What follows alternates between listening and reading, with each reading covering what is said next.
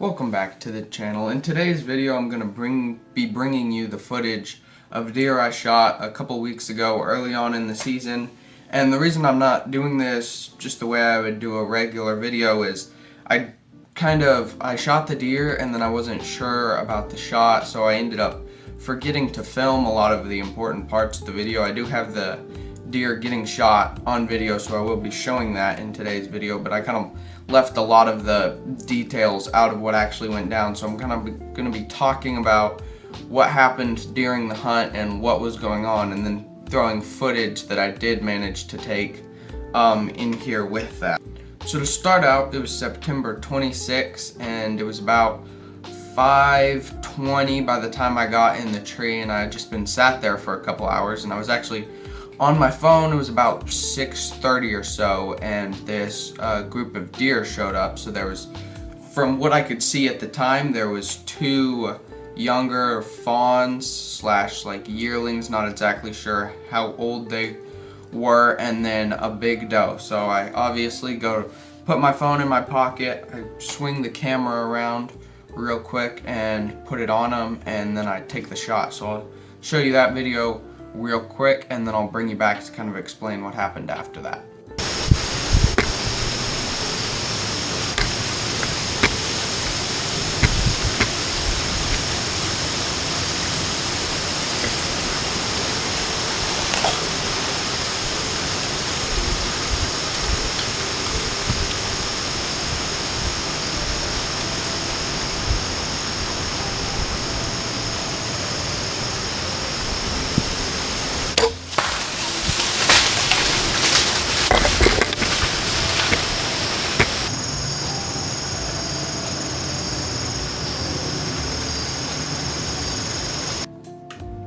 So after the shot, as you saw, the deer runs off, and I wasn't quite sure about the shot, and in the video you can't quite see the placement. I was pretty sure I had a hit on the deer, but I didn't know where exactly the placement was because I didn't really see it when I shot the deer. So I was kind of nervous. I ended up sitting out the rest of that sit just to let things settle down. I didn't want to get down right away and spook anything off, and the two fawns and another doe that was in that group that I hadn't seen at the time were just kind of stood around, just feeding around in the woods for about 45 minutes after that until they ended up leaving. So after that, I got down, went down and looked where the shot had taken place, and I couldn't find the arrow, which was something that made me kind of nervous about where the shot was, because ideally you get a full pass through.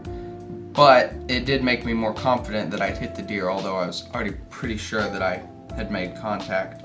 So I came back up to the house and just kind of waited for a couple of hours, and I decided that it wouldn't be smart to leave the deer sit out overnight to make sure that if it was a bad shot that the deer would die. So I decided to go back out and look, and it ends up I had missed the arrow, and I'll throw in a picture right here real quick, but this is the arrow, sat on the ground.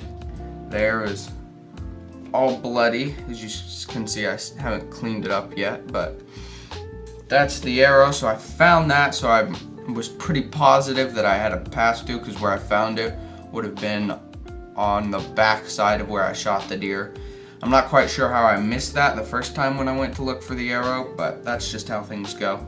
So anyways, I found this arrow, so that made me pretty confident that we were going to end up finding the deer. So I called one of my buddies, and he was going to come out and help me look, and we tracked it for about 10 minutes, just following the blood trail, and it ended up only being like 30 yards away.